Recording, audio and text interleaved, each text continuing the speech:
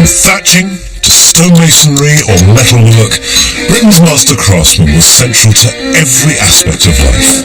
Down the centuries, their workmanship has defined the fabric of this country, from the grandest cathedral to the simplest of tools. You can see now why people took the glass out their windows and travelled with it, didn't they?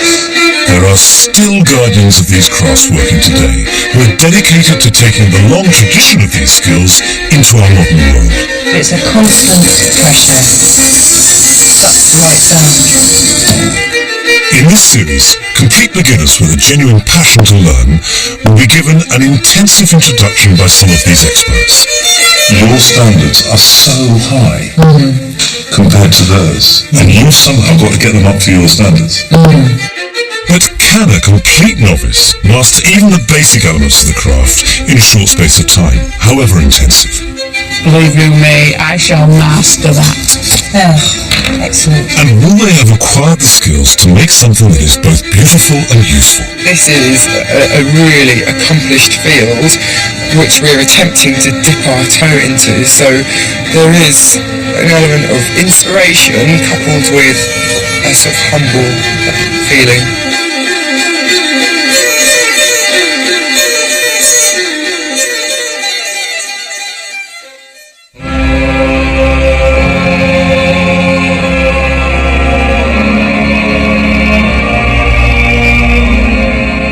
The knowledge and skills of glass were brought to this country by the Romans. Now they guarded that secret very jealously, so it wasn't until they left after 400 years that it was disseminated across the country. And that coincided with the arrival of Christianity. So from the outset, stained glass was portrayed in the great churches and cathedrals of the country.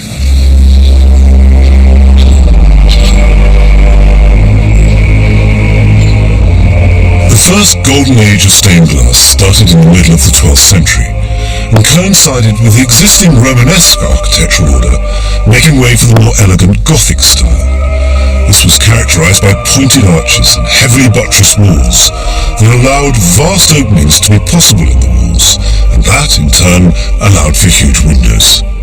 This great northern cathedral, the York Minster, has more glass in it than any other building in Britain. 128 medieval stained glass windows. That's 2 million separate pieces of glass. Now, every fragment of that had one main purpose, and that was to pour God's light onto the worshippers inside. And this light that came through was just a glimpse of the light that awaited them in the afterlife.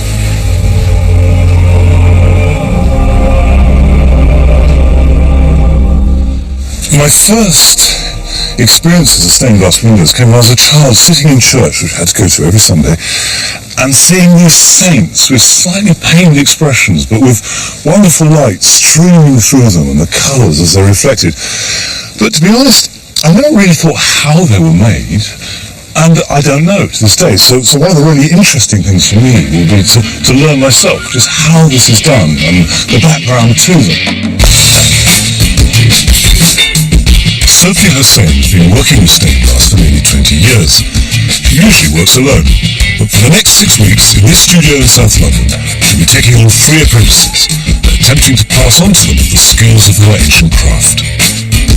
I want to know what you're expecting from this group.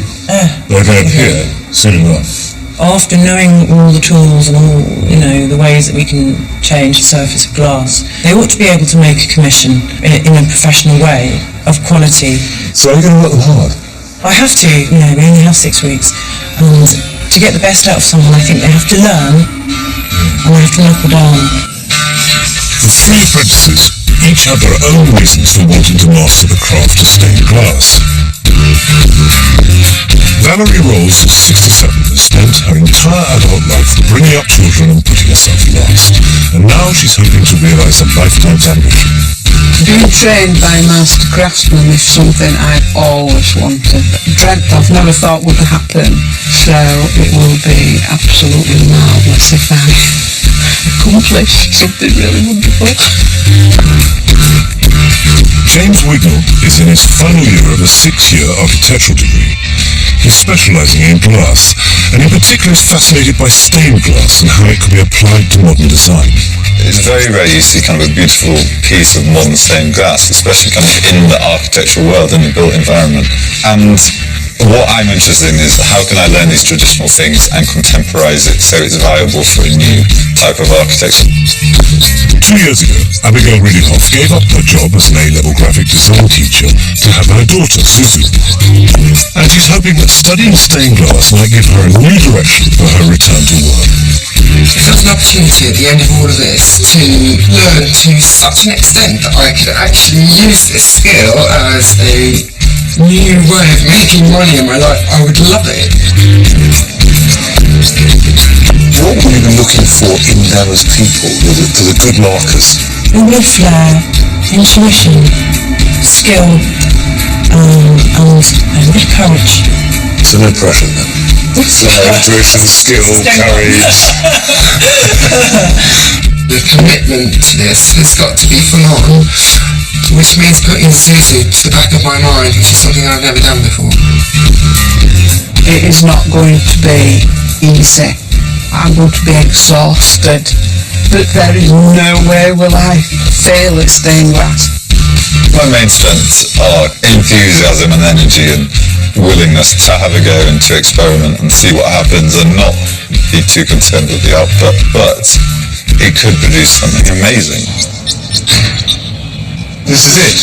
This is your home for the next 6 weeks, where presumably there will be a lot of effort and tears and sweat and God knows what. And this is your mentor. This is Sophie. Thank you. Nice to meet you.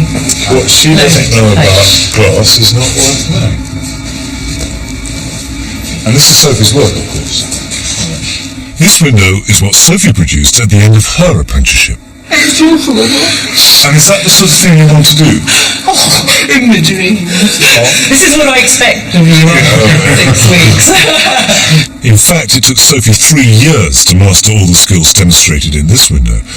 But her new trainees have much less time than that, so there's not a moment to waste. Coats off, bags down, tight hair back.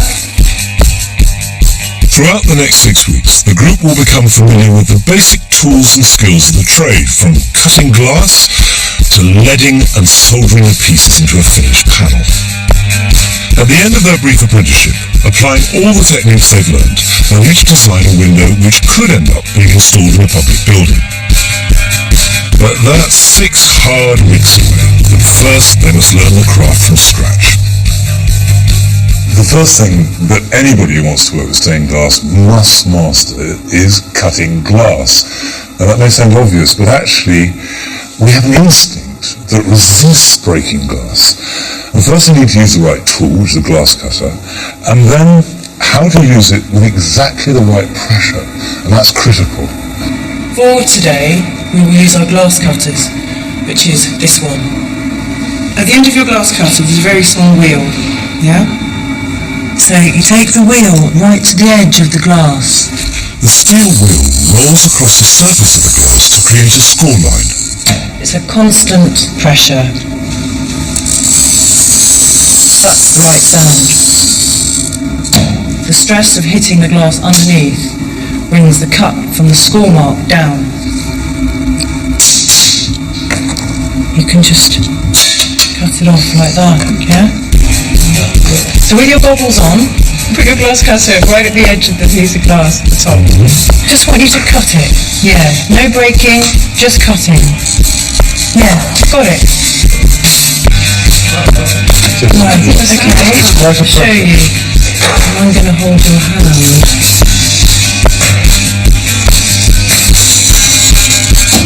Yeah? Yeah. Can you feel the pressure? The difference? Yes. Yeah. Cool.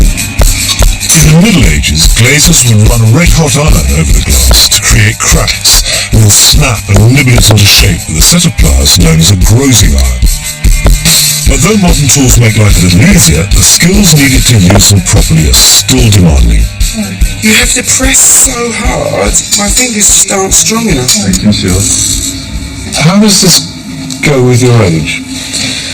Well, I wouldn't have thought that it did in the beginning, but I'm getting rather nervous now. What's she noticing? Because that I haven't managed to do it immediately. But believe you me, I shall master that. In any stained glass window, there are only two types of cut. Yeah, that's fine. Yeah, that was good. And having practiced straight cutting, Sophie moves the group on to the slightly more challenging one. I suggest that you treat a very gentle curve as your next project, and it's a good idea to start at the bottom of the line because you have to follow the curve with the glass cutter. And you do need to put quite a bit of pressure on. So you ready? Yep. Yeah? A stained glass window is a jigsaw of individual pieces held together by lead, and just like a jigsaw, each piece must fit exactly, otherwise the whole picture will be ruined. Okay, no tapping until I'm there, please. By the end of their training, our apprentices must be able to cut glass confidently and with absolute accuracy to stand a chance of producing a successful window. I can cut the glass, I can't follow the curve, that's all.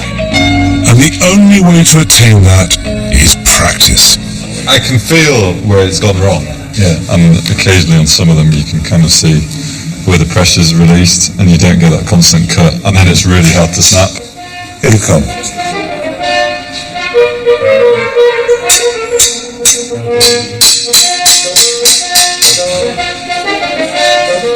After their first full day, the trainees head home with a much clearer sense of what lies ahead of them.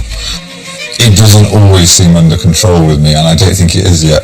Kind of the tapping of the grass and actually keeping the constant pressure.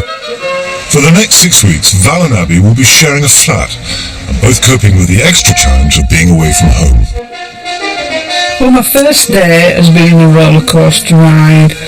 I felt I'd bitten off more than I could chew. Stained glass is actually going to be much more hard than I first anticipated, but I'd love to have a go at applying one of my designs or one of my creative ideas to this medium. It's just so important. I've got a chance in a lifetime to do some incredible work, and it's just quite frightening, really.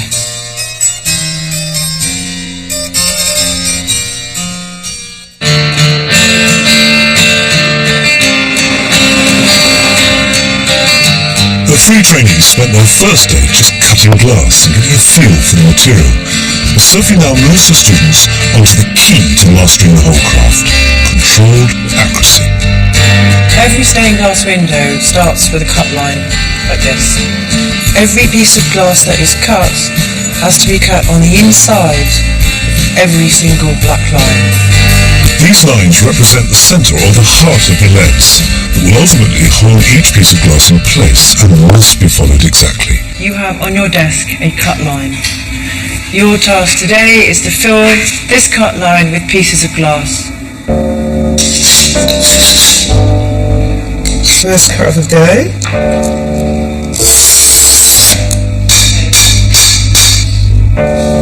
Fingers like so, and these two index parallel, snap it away from you quickly. Fantastic. To pass the task, each cut piece must lie within the cut line and have a gap of just 1 millimetre all the way round. I like to work quite messily. I like things to be much less controlled than this. And I think I might struggle with the precision a little bit here, but we shall see. Abby is already demonstrating a degree of confidence and natural ability. Quite enjoyed cutting glass. I didn't think I would because it feels quite dangerous as well. But I relish it. It's really satisfying. But as he predicted, James is struggling with the precision. Whenever I seem to try and follow one of these curves, my hand seems to wiggle a little bit. So it goes in and out by maybe something mil and a half. But it's enough. And Val continues to struggle with the whole business of cutting.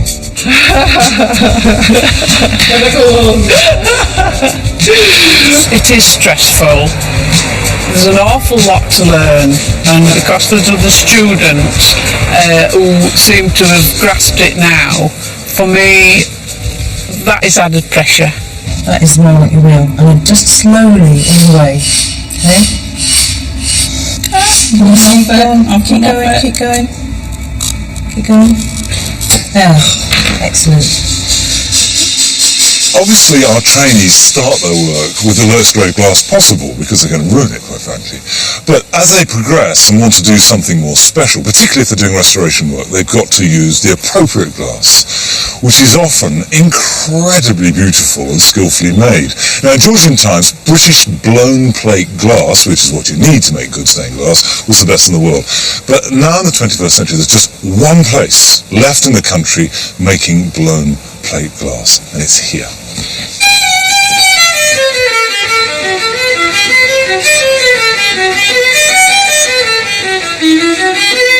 This factory in Redditch still makes glass using techniques developed in the 12th century. Glass is coloured or stained with minerals, and this is a technique that's been used since medieval times. So you can see that this sheet of blue glass, which is coloured with cobalt, has this incredibly rich blue, and you can see the imperfections in it, which give it life. Down here we've got the most valuable glass of all, which is pink glass. This is all about the eye and the hand working together with precious materials to make something everlastingly beautiful. Glass was traditionally produced by heating sand and wood ash to around 1500 degrees centigrade. Every pane of glass here starts its life as part of a molten orange pool in a furnace known as a bosch. This is ball gathering. That's gathering. Ball is your foundation. Once the ball of glass is gathered, it's then blown to gradually expand it. That is unbelievable. You're blowing up a balloon of glass.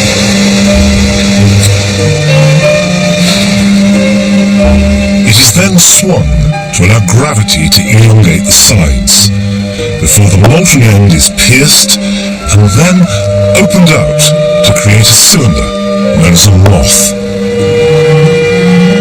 The moth is then placed in a kiln where it is very gradually cooled to anneal or strengthen the glass.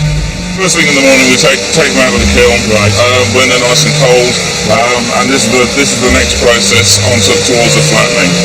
The round end is removed and a narrow strip is cut along the length of the moth to allow it to flatten out. Basically, these cylinders then slowly go down. There's a few burners in the tunnel, and basically we get a temperature quite hot towards the end, and as they go down the tunnel, the glass starts to soften.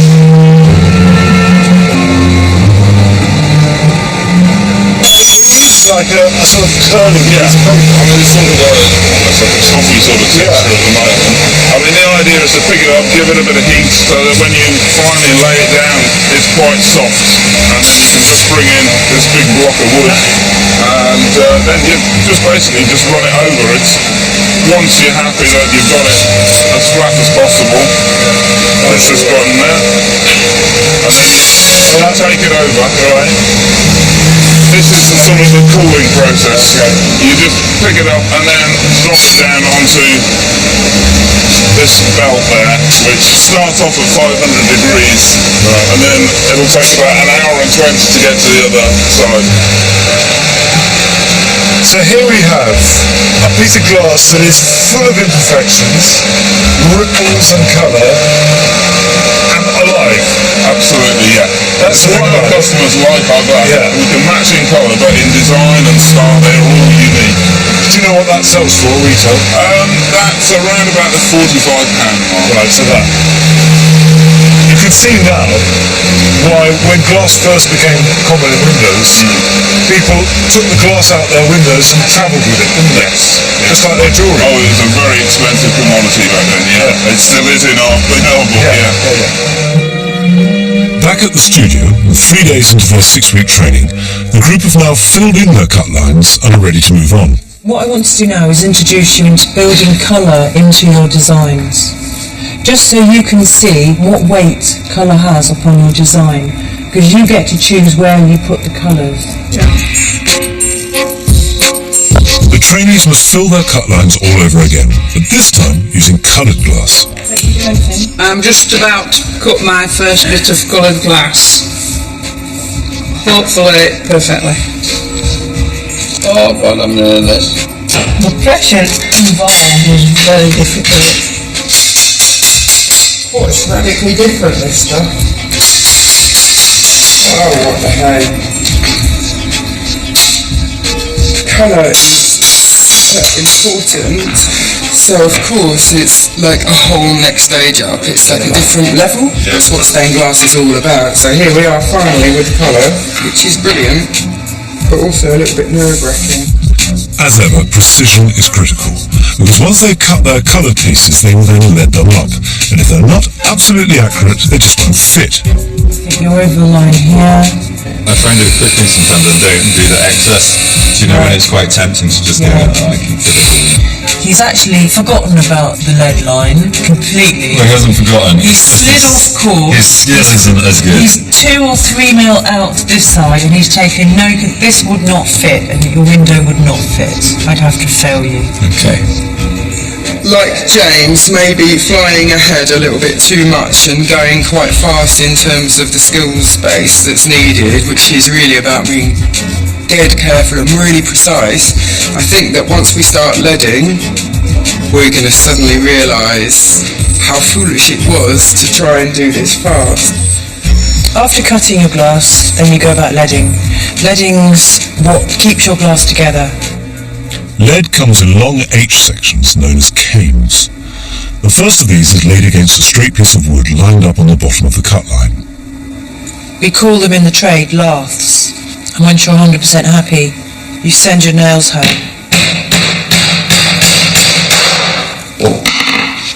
And then you do exactly the same thing on the upright.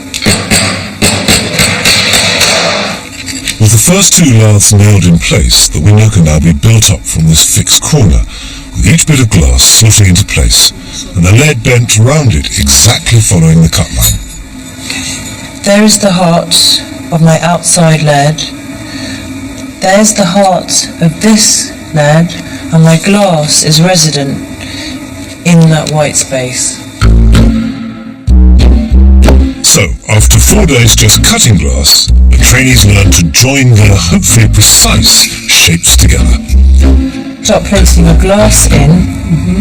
It's up against the heart of the lead. Right? Does it fit there? It's gone over the cut line. Is that supposed to happen? Well, I didn't think it mattered because It was at the end. it was at the end. Bearing in mind, if all your glass is cut right, the next piece of glass will fit in the heart, Yes. and will just keep on going. The tools used for leading are a straight lead knife for cutting the canes to length, an oyster knife for lifting the edges or leaves of the lead, and a ready supply of horseshoe nails, which are a remnant of the crow's medieval origins, whose flat edges are perfect for holding everything in place during construction. I was going to finish the house. What do you do? As lead is very soft, it's easy to cut and shape to fit around the pieces of glass. See all the kinks in it, just try and iron them out with your fingers. Yeah? Internally, the leads must butt right up against each other to ensure a smooth finish, whilst around the edges they need to tuck inside the perimeter lead to give the window stability. I'm so proud of myself to be, after a week, this far. Look, that looks like a bit of stained glass to me. It may look the part, but to join it all together and keep it rigid, it must now be soldered. I'm looking forward to the soldering because it means I've finished this rather traumatic window, and I'm going to take it home with me. I'm going to kick my husband out of bed and I'm going to sleep with it, and I'm going to say, I did that. The first stage of soldering is to dab the joints with tallow. This is simply animal fat and allows the solder to flow easily across the lead and prevent it from beading. Solder is an alloy of tin and lead that's melted with a hot iron on the joints to bind them together. It must lie flat and look neat, otherwise it will spoil the finish.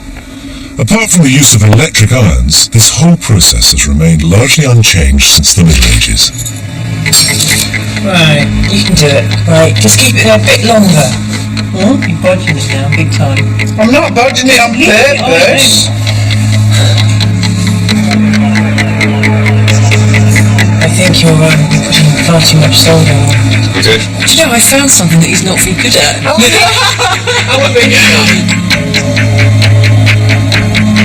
That's a nice one, that's a nice one. Cool. That's really good, that's really good, considering it's your first time. I'm really impressed. Thank you so much. So, after a week of cutting, leading and soldering, the trainees' first windows now face the light. This is where your armworks together. As they remove the laths, they know the only thing that will stop their windows from falling apart is the quality of their craftsmanship. Oh, wow! Oh, it didn't fall to pieces. It's like a solid thing. This is a test, and you can do it really well. We've got another one. Oh, wow! Like that. Like that. Hooray!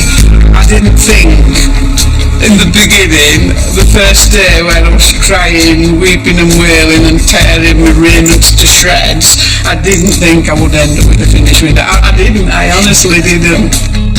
So, despite some doubts, the trainees have successfully constructed their first window. But if they want a career in stained glass, they'll also have to learn the more delicate art of repairing old ones.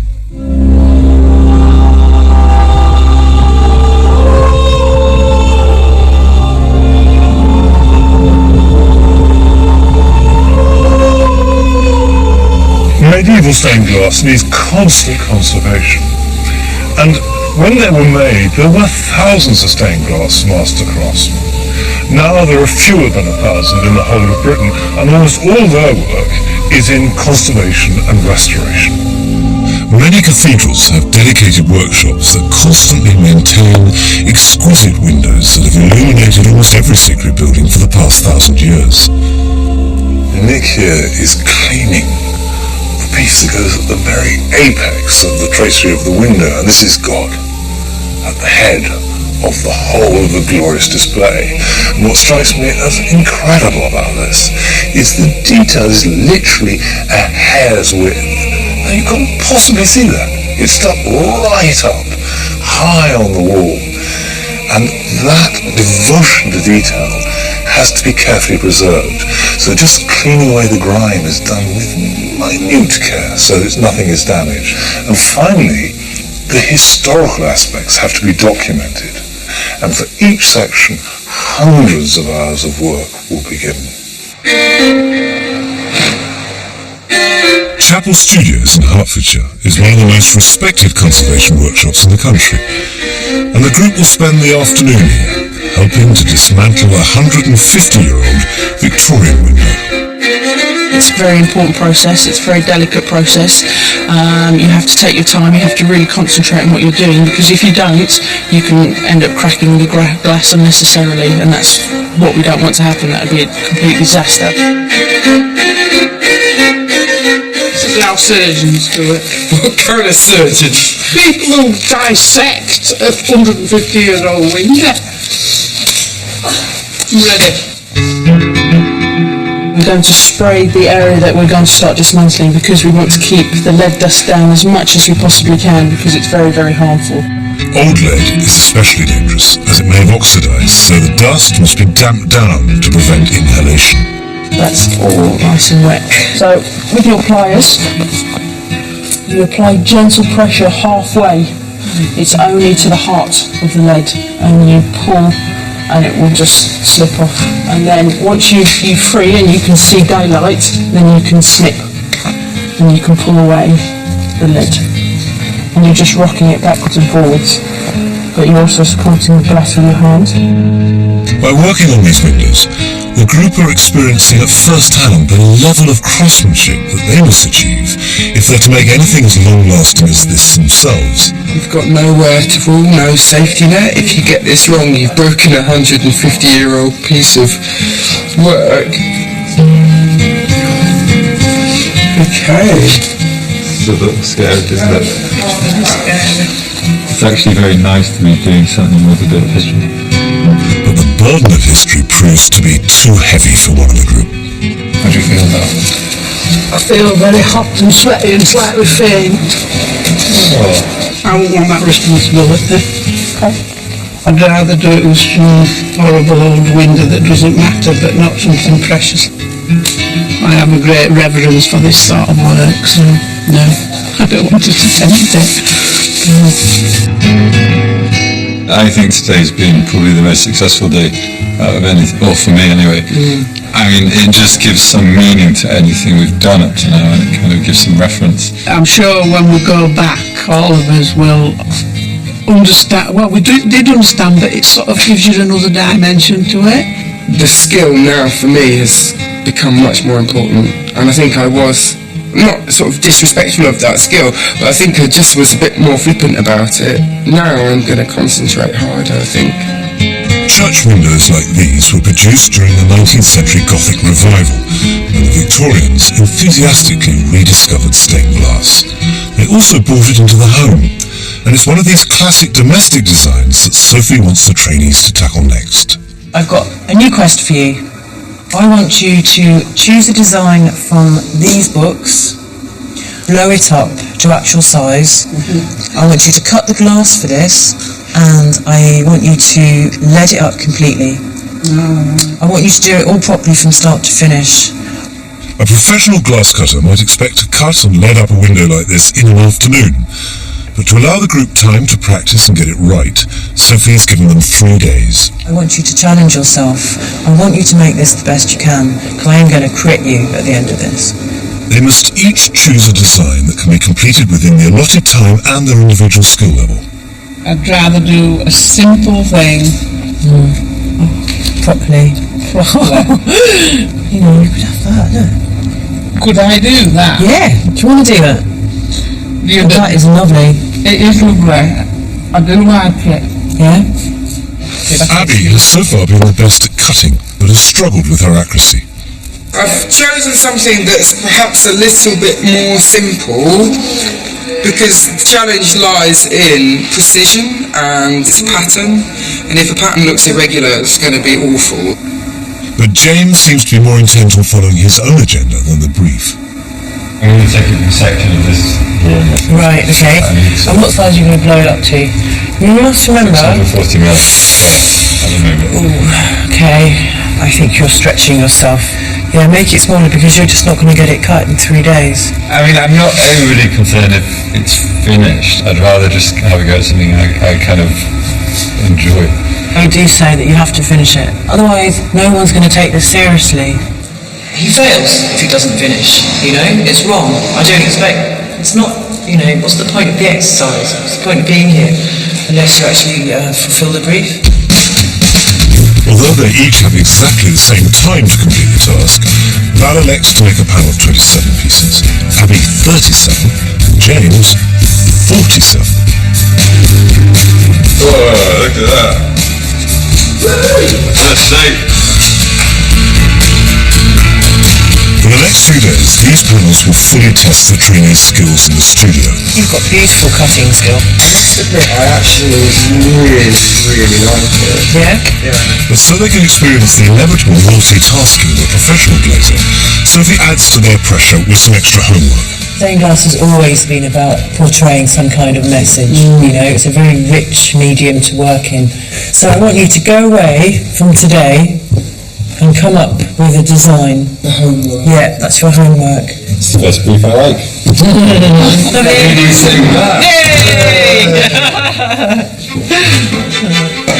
Okay. To help inspire and inform their designs for a story window, Sophie takes them on a tour of some modern examples in the company of stained glass expert Caroline Swash. That is quite some window. These golden ribbons represent the 5 sacred brothers, really, who offered themselves in death, but actually lived. And they are the ones who are crucial founders, really, of Sikhism. You look at the orange, which totally coils and moves and is beautifully fluid, and you can see it moving over each other. If you look at the blue, which is quite safe and is behind, the blue and the orange make individual shapes on their own. in each square, and the shapes which are outside of the main context are also just as important as the design itself. Whenever you're designing glass, you have to remember that usually, especially in a public building, the people who view it are never static. And nowhere exemplifies this sense of people in constant motion more than a modern train station. Hey, look! There now. So in the centre, that's the new escutcheon of Uxbridge, and then the two supporting boroughs, Middlesex, and on the other side is Buckinghamshire. It's saying something very positive to the people who live here. So they're coming back from work to their town, and that is greeting them. And that says home, but it says home with status. So it's similar in tradition to the Tudor era. There were coats of arms which were in the grand houses to show that you were absolutely marvellous. So this is a public work which is saying the same thing. This is a really accomplished field which we're attempting to dip our toe into, so there is an element of inspiration coupled with a sort of humble feeling. Following their field trip, the 3 trainees start work on their own designs. I think that step by Sophie's really interesting. I think working in stories kind of gives everything another level, opposed to just being ornamental. It becomes far more interesting for anyone to read into something, or an idea, or a concept. I'm really excited because it is the first time we're going to be allowed to use our own creativity. Of course, at the same time, I feel like I'm back at college and suddenly my creativity is going to be under the spotlight, but it's what I've been waiting for. I don't have any idea what I'm going to do yet. It'll suddenly come to me, but a good night's sleep now. Go ahead.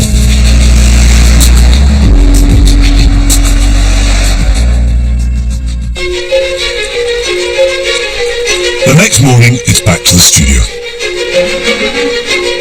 Though the trainees are all clearly itching to express themselves creatively, they first need to finish their Victorian panels to a high standard within the set time. I'm being super critical on you because you really don't have long to grasp this. Okay. The schedule is asking a lot from them, but essential if they want to become good enough to make a stained glass window fit for public scrutiny. But it proves too much for Val. I'm very sorry, but you're going to have to go back and cut that. Mind? Sorry. No, I'm not going to cry. Val? Val, another thing. Hey, check.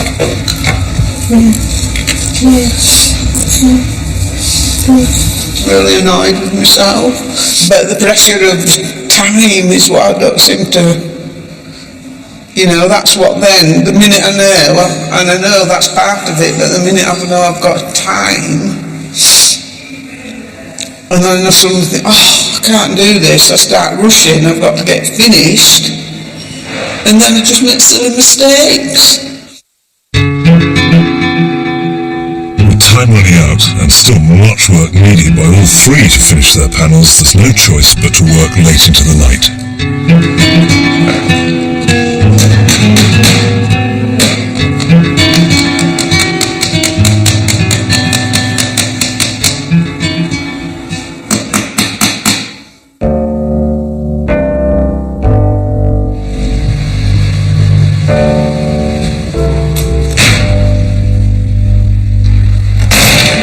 What do you think is really important after this 2-week stage to enable them to progress onto the next stage? I'd like to have a crit with them on their windows of what they've produced so far and actually hone in on the areas of their weakness. After burning the midnight oil, Abby did complete her Victorian panel, and she's the first to surface to find out how she's done. What you have is a lovely looking piece. I think it looks fantastic. But looking closely, you can see through all sorts of places, aren't you? Probably because this lead was too long. It doesn't have contact with the glass. Yeah? This square here See through that one as see well. through that one, but also we've got a little bit of see through here. I can also see solder over the joint. Yeah. These are all things which you know how to do because you can do them everywhere else. You've just been rushing.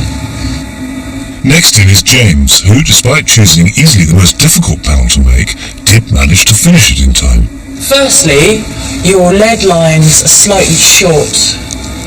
They're slightly short in the smallest ones because these were such a struggle. Okay. To kind of see this one here. This one misses this horizontal lead by quite a considerable amount. I think the glass is cut relatively well.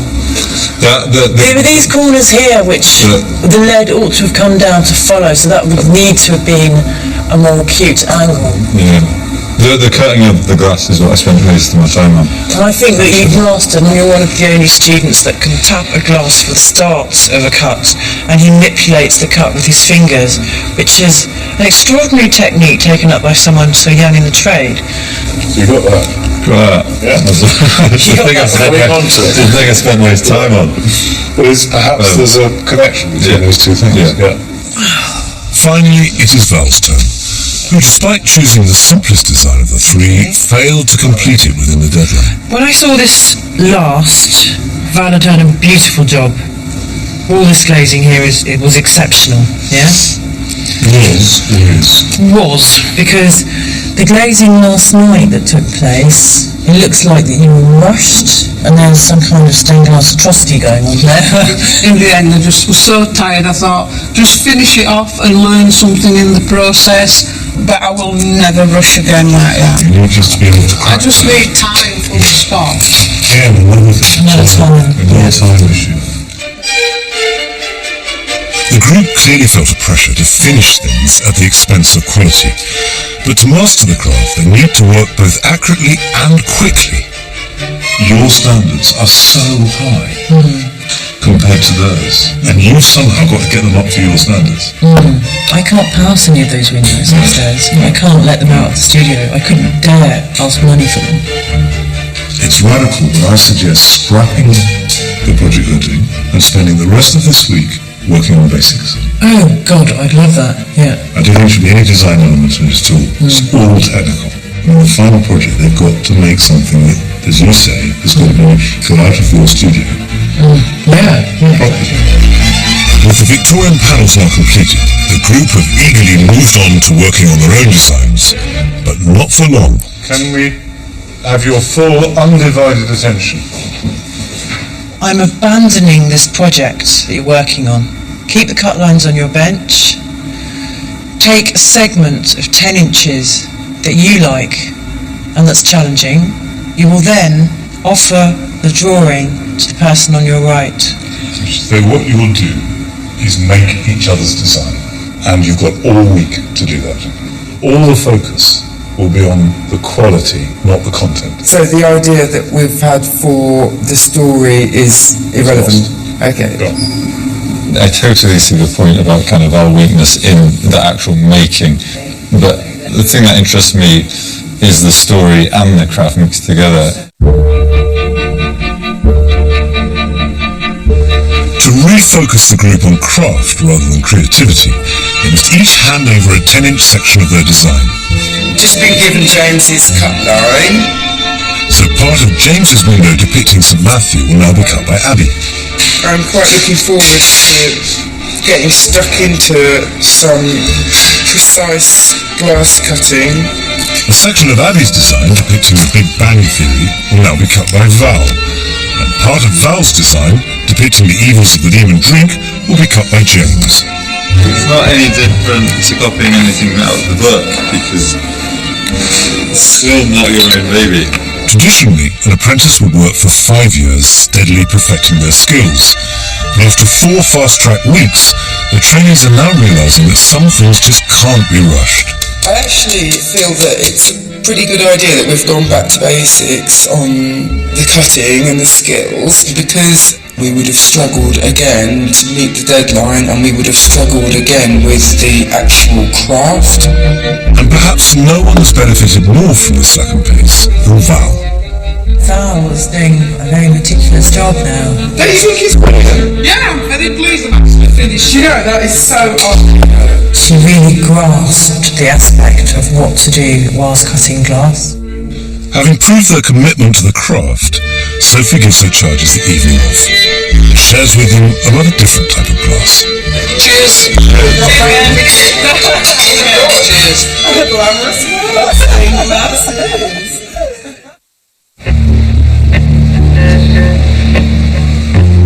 It's now 4 weeks since our apprentices began their introduction into the craft of stained glass, and here at Harris Academy in Peckham is where it will all end in 2 weeks' time, when they present the results of their final task. You are going to be designing and working out what will go in glass in that long, thin strip of empty space above the doors. This is an absolutely fabulous spot for glass. And now I'd like Kathy, who's head, to tell you about what she would like to have in the windows. Thank you, and welcome to the Harris Academy at Peckham today.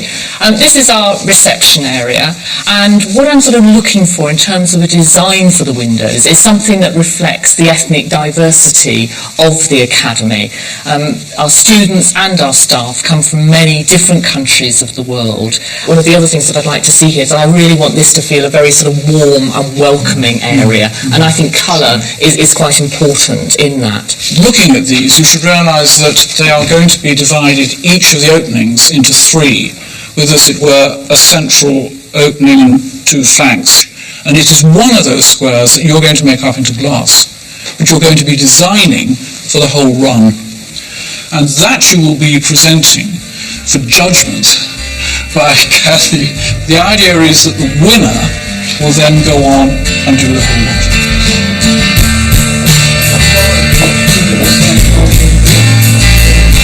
I'm over the moon now that we're actually going to be able to execute our own design ideas, so I'm really excited about that. Finally. It was fantastic to have something installed. I could potentially be there for hundreds of years or whatever. I don't know how long the school will last, but potentially for a long time. To be truthful, I'm not 100% happy with my cutting. I think that's always been a weak spot from the beginning. That is something I just improve on all the time, and hopefully I shall be able to do it good enough for a window. That is a question mark, really. The apprentices must now use all the skills that they've learned to create a window with a story that speaks clearly to everyone who looks upon it, and as such they'll be following in some pretty awe-inspiring footsteps. Having spent time here at York, and I guess at any cathedral with wonderful stained glass, is that this is a craft based upon devotion. Obviously devotion to a particular religion, but also devotion to the craft, and the two are intermingled. And the next step for our trainees is to take that tradition of hundreds of years of devotion to the craft and apply it to making a story out of glass filled with light.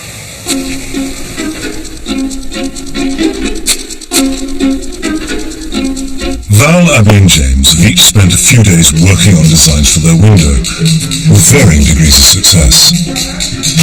The plan is to have kind of the window itself in situ as a stained glass, and then have various different hangings of colour in front of it, so depending where you are, you kind of get different colours supposedly come out.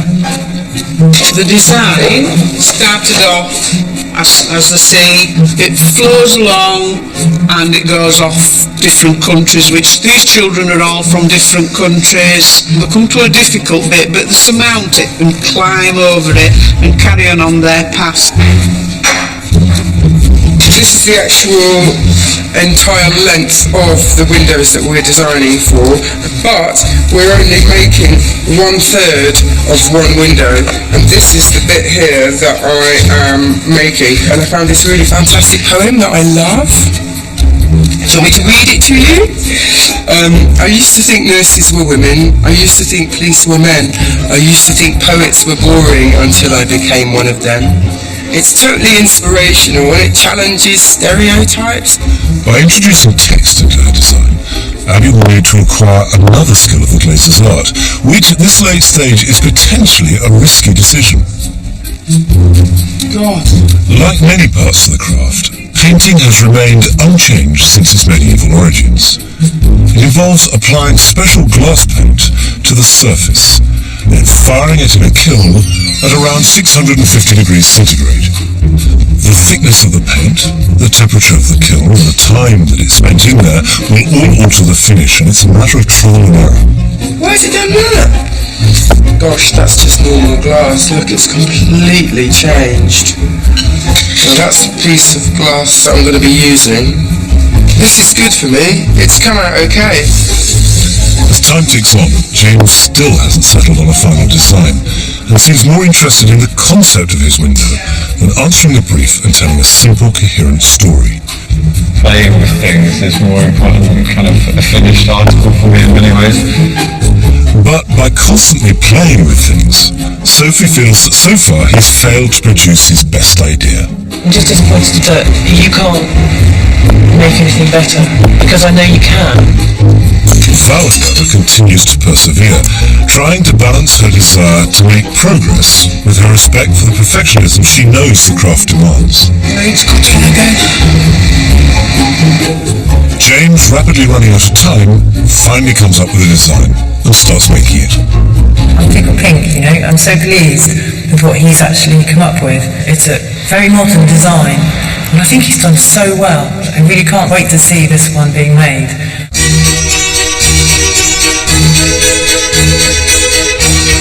As the deadline looms uncomfortably close for each of them, the apprentices not only have to complete their small panels to a very high technical standard, but also have to prepare to sell the overall design for the whole window to the client.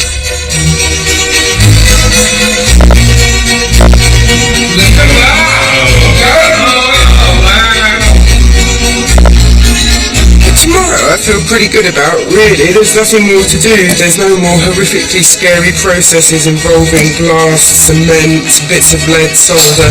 I've just got no more. I just feel so ill. I cannot go on.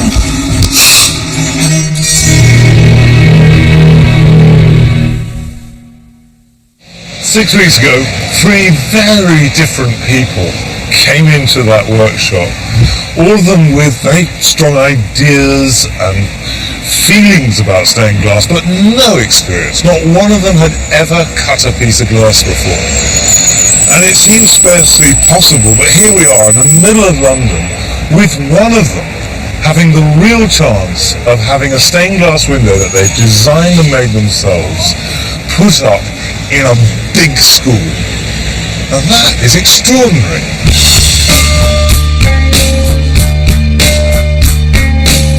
The task of picking a winning design will be down to 2 judges. First is Catherine Loxton, the principal of Harris Academy, who set the initial brief and whose school the windows will ultimately adorn. The second is Harry Cardross, a leading designer of architectural stained glass, whose own dramatic story window the group visited earlier in their training. He'll be judging the technical merits of the finished panels in light of his own considerable experience of the demands of putting story windows into public buildings. Wow, my goodness, this one is the most difficult to make. This one is the simplest, and this one's sort of in the middle. Right. This almost has the look of a glass sample piece. There's so many different textures and colours, and I just feel it's probably got a little bit too much going on. But to get these lines to follow through exactly is not particularly easy to do. And certainly at first glance, it looks very, very neat. I mean, it's got a break. Right. It could have happened after this window is installed, and there's a storm, the window shakes. It's a weak point. It's a potential weak point. Okay, let's move on to this one.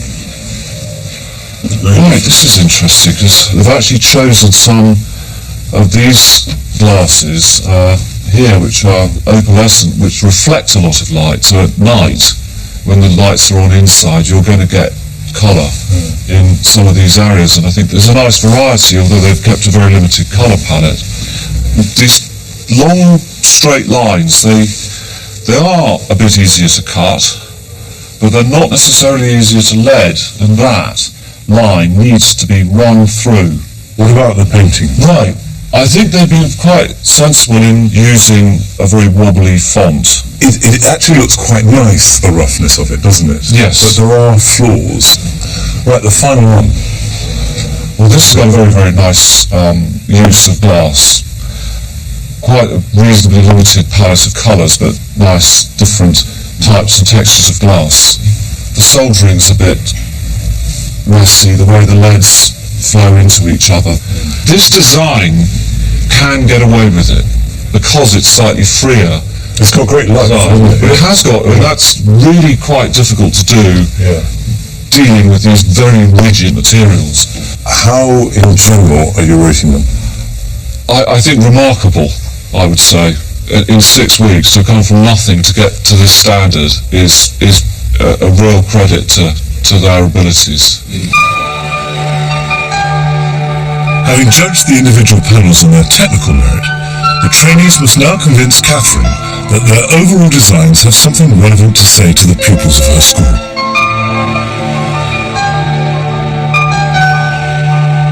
So if you just tell us the story behind your design. After 6 weeks of intense immersion in the craft, everything now hinges on this. I developed the idea of using geometry to represent community, so the circle became this image of community and togetherness. This poem is about challenging stereotypes, it's about diversity, it's about aspiration. Everybody at all ages have problems. Just look at it and think, I can get over that and go on. Okay, thanks very much, Phil. I will try and get these two to come to an amicable decision, and then we'll come down and let you know what it is. We've got a very difficult decision to make, I think. And it was here. very impressive, the amount of thought that they'd put into all of these. I mean, obviously it would be lovely to have the thing completed and made. So yeah, I mean, it would be great, but I don't know. I mean, I guess you just will wait and see what happens. I don't really want to get my hopes up too much. James's design here, what really appeals to me is the amount of thought that he's put into it and what he's come out with as a result of that. I suppose my only concern about it is that it is very abstract, and in some ways that's a challenge for the students to work out what it actually says. On the other hand, would they just walk past it? I couldn't say who I thought was worthy of winning. It'd be just such an achievement and so thrilling for whoever does win. It's going to be lovely. It's bright, it's accessible, sort of thing the students would actually notice. The poem they would recognise, a very famous poet who's part of the GCSE course. Students would identify with it immediately. Would it stand the test of time? I don't know. I'm a little bit apprehensive. I'm like, have I got it quite right in the design? I don't know. If you had to pick one person who you could really develop their skill as a glass artist, it would be Barry. I'm not sure that it has stuck to the brief. To me it doesn't speak about the community, but on its own it's a lovely, lovely piece of work. They've all got flaws, but they've all got huge virtues. Yes. And it's just a question of which would work best in that space. Would either of you like to move towards the decision, or do you want to go on?